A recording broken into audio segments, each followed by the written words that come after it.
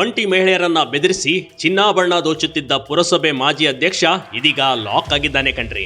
ಜೂಜಿನ ದಾಸನಾಗಿದ್ದ ಈತ ಮಂಡ್ಯದ ಮದ್ದೂರಿನಲ್ಲಿ ಮನೆ ದರೋಡೆ ಮಾಡುತ್ತಿದ್ದ ದೃಶ್ಯಗಳು ಸಿಸಿಟಿವಿ ಕ್ಯಾಮೆರಾದಲ್ಲಿ ಸೆರೆಯಾಗಿವೆ.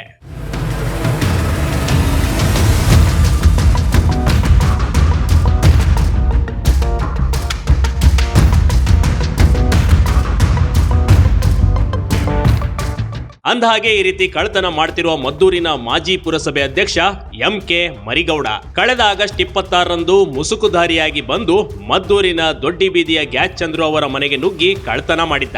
ಈ ವೇಳೆ ಚಂದ್ರು ಪತ್ನಿ ಸುಶೀಲಮ್ಮಳನ್ನ ಬೆದರಿಸಿ ಚಿನ್ನಾಭರಣ ದೋಚಿ ಪರಾರಿಯಾಗಿದ್ದ.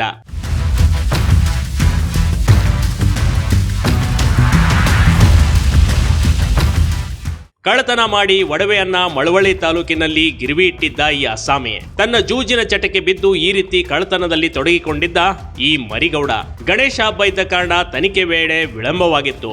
ಆದ್ರೆ ಸಿಸಿಟಿವಿ ಫುಟೇಜ್ ಆಧರಿಸಿ ಮದ್ದೂರು ಪೊಲೀಸರು ತನಿಖೆ ಆರಂಭಿಸಿದ್ರು. ಆಗ ಮರಿಗೌಡ ಕಳ್ಳತನ ಮಾಡ್ತಿರೋದು ಪಕ್ಕಾ ಆಗಿದೆ.